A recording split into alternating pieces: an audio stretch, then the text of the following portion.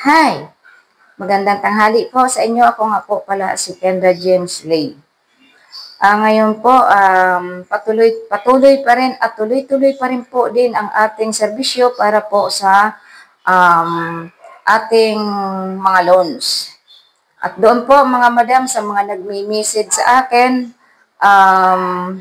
yung mga mga nakunan ko na po ng detalye, maaari na lang po natin hintayin yung tawag ng ating account officer. At doon naman po sa mga hindi pa nakakapag-inquire, maaari nyo na rin po ako i-inquire sa aking messenger or doon sa aking Viber account. Tapos mga madam, mga sir, ito lang po ang sasabihin ko sa inyo.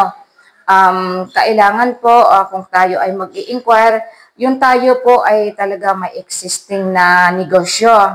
Kasi yung iba po nag-i-inquire, wala pala silang negosyo, as in gusto lang niya humiram ng pampuhunan. Hindi po tayo nag-accept ng wala pong existing.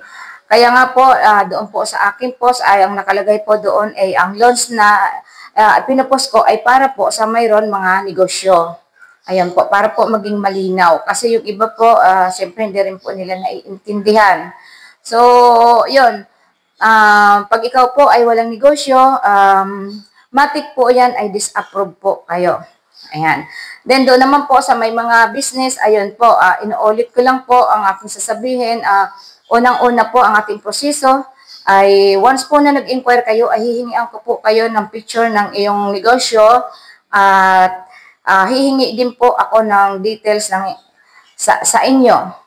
Kasi po, bakit ko hinihingi yun? Kailangan ko po yun i-submit sa akin account officer para po si account officer ay magkakandak din naman po ng call sa inyo para po matiyak niya kung kayo po ay interesado at kung saan kayo pupuntahan at anong oras kayong available. So, yun po.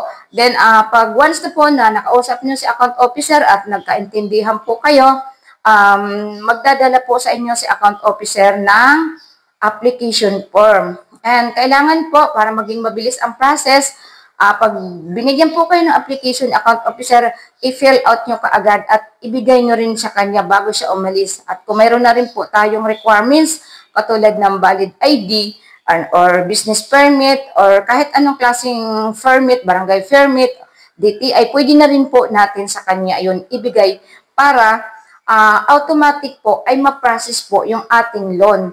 Kasi kung application lang po ang ating ibibigay, syempre hihintayin din po ni branch na ma-complete yung requirements bago po yun ma-process. Kaya yung minsan po, mayroon sa akin bakit one day release tapos wala naman?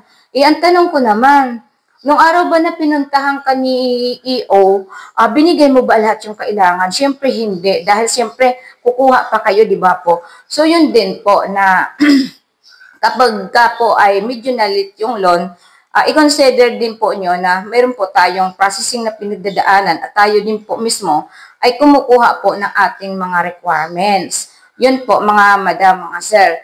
Tapos, regarding naman po sa releasing, ang pagre-release po natin ay siyempre po sa branch na po. Pupunta po kayo ng branch. Once po approve ang inyong application, tatawagan din po ulit kayo ni account officer para makipag-ugnayan sa inyo at mayroon pa siyang isang proseso na ipapagawa bago po kayo pumunta sa opisina para makuha po yung iyong cheque. Kasi hindi po cash yung ating nire-release. Ayun. So, regarding po naman doon sa ID natin, yung dadalhin natin sa releasing na ID, dapat po, yun din po yung ginamit natin nung nag-a-apply tayo. At yung ating po mga perma, dapat laging yun. Huwag po tayong mag-iiba-iba ng signature. Kasi minsan po, pag hindi po yun nagtali, so may tendency na hindi rin po kaagad yan marirelease. Kasi kailangan mapatunayan na ikaw talaga yon, no? Yun ang mga consequence mga madam and sir. Tapos, maraming nagtatanong, magkano man yung minimum and maximum ng ating loan.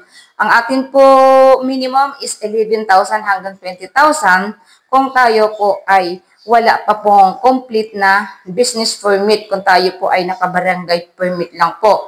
Pero once po na tayo po ay mayroon ng business permit, DTI, kumpleto po tayo sa ating requirements is mas mataas po yung in-offer ng ating financing. Ayun. And ito naman, after natin mag-release mga madam, ito yung pinaka-importante para gumanda yung iyong record at para sa inyong pag-renew ay hindi maantala at mas mataas yung makukuha nyo. Gandahan po natin ang payment. Wag po tayo magde-delinquent. Pag halimbawa po, meron tayong mga lakad at meron naman din tayong sapat na income dyan, pwede natin siya i-advance. Ngayon, kung hassle naman kayo ng araw-araw, pwede rin yung i-weekly, pero i-advance nyo po. Hindi po tayo pwedeng mag-delay ng ating payment kasi yun po yung pinagmumulaan po ng pagkasira ng ating record. Kahit naman po saan na kautangan, ay talaga po, ang kailangan natin is mapaganda po yung ating record account. Ayun. Yun mga madam. Tsaka mga ma'am, pag Saturday and Sunday, dapat po ay paghandaan po natin, madubli na po natin yung ating payment kasi ang ating pong collector ay hindi yan pumapasok na ng Sabado, Sabado lang pumapasok, hindi na siya pumapasok ng Sunday kasi siyempre pahinga din naman. O ayun, may tips na kayo sa akin para hindi po kayo madideliquent. Kasi pag tayo po ay nadideliquent, madideliquent din po yung ating pagre-renew niyan. Diba? So para maging good outstanding balance tayo, maging responsible po tayo sa ating mga payment at lagi po tayong sa atin account, makikipag-coordinate sa atin officer account. Ayun. Yun po ang aking ibabahagi sa inyo. O ngayon po, tuloy-tuloy pa rin po yung ating pagtatanggap ng ating mga kliyente.